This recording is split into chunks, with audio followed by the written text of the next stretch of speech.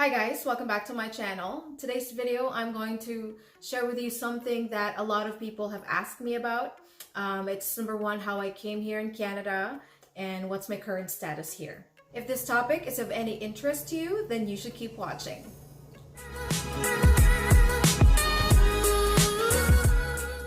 So before the whole process started, at that time, we were in a long distance relationship and we were both working. Donalda was teaching in Greece here at Nunavut, and Nunavut is located in northern Canada.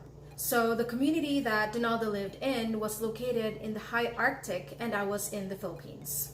Neither of us have ever applied for a visa on our own, and we knew that it would require a lot of time, and since we were busy, we hired an immigration lawyer.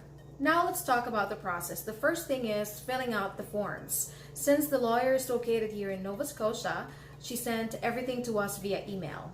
Filling out the form to me is, I think, the most tedious part because you have to make sure that everything that you're writing in there is correct.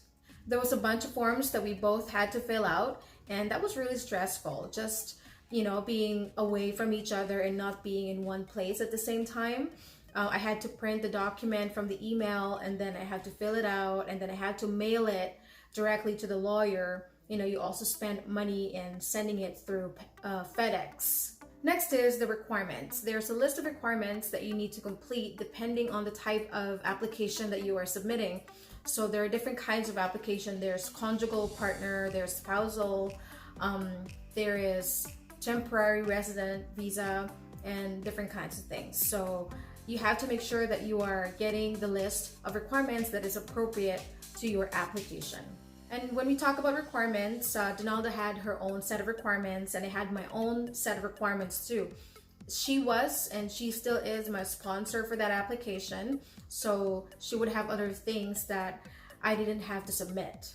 So as I have mentioned in this video, the list of requirements that you will need will depend on the type of application you're going for. So in this case, for me, I applied for a temporary resident visa. So this is similar to a tourist visa in the US. Now I'm going to be sharing with you some of the requirements that I had prepared. So one would be, of course, photos for the visa, and that has to be the specific size for a visa application, and it had to be a hard copy and digital. I also submitted bank statements showing that you have a specific amount of money in your bank account, and I also had to submit certificate of employment. I also submitted my pay stubs or pay slips, that's what we call it in the Philippines, and then I also provided a printout of a round trip or an ideal round trip flight. There is no need for you to buy the tickets because you don't even know if you're gonna get approved. So just get a screenshot of the ideal flights that you would have taken for that flight if it was approved. You will also be asked to write the purpose of the trip and you need to be honest about it. And now for the sponsor requirements, which in this case is Donalda for me, she had to write an invitation letter. She had to submit bank accounts or bank statements. She had to write in the letter where will I be staying and who will pay for all my expenses here. And for the purpose of my trip, I wrote there that I wanted to come to Canada because my fiance and I wanted to get married because same-sex marriage is not legal in the Philippines. Filling out the forms and gathering all the documents that we needed, I would say took us almost a month. You have to make sure that you're filling it out correctly and getting all the right documents. And as soon as we have everything completed, we sent everything back to the lawyer. The application can be filed online or by paper. You just have to go to their office in Makati. So in our case, the lawyer submitted the application for us online. And then I was given a schedule to do biometrics at the office in Makati. The processing takes 2 weeks, but I got my result after a week, and I kind of knew that I got approved because they asked me to send my passport to their office. And then shortly after that, we received an email from the lawyer saying that I got approved, and then I went to their office in Makati to pick it up.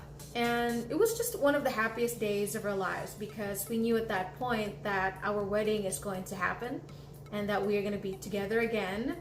No more long distance relationship. And so we started planning for our wedding. So a few months later, I packed my bags and flew here to Canada. And then on the 10th of August, 2019, we got married. And then after that, we filed my permanent resident application or permanent residency visa. And that application has a different list of requirements. And alongside with that is my work permit application. And so the overall time frame to process can take up to 12 months. So if you want to know what my status is right now, I don't have my permanent residence visa yet.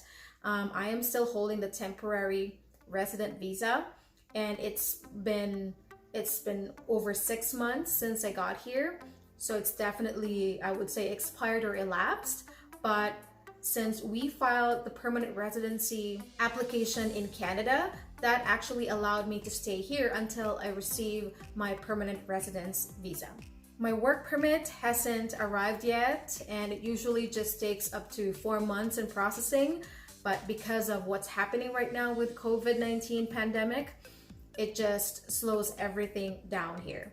So I'm still waiting for my work permit, and same as with my permanent residency, which means I don't have a job because I just can't work yet. And it's just illegal if you work without a permit here in Canada. So yeah, that's the whole process that we went through.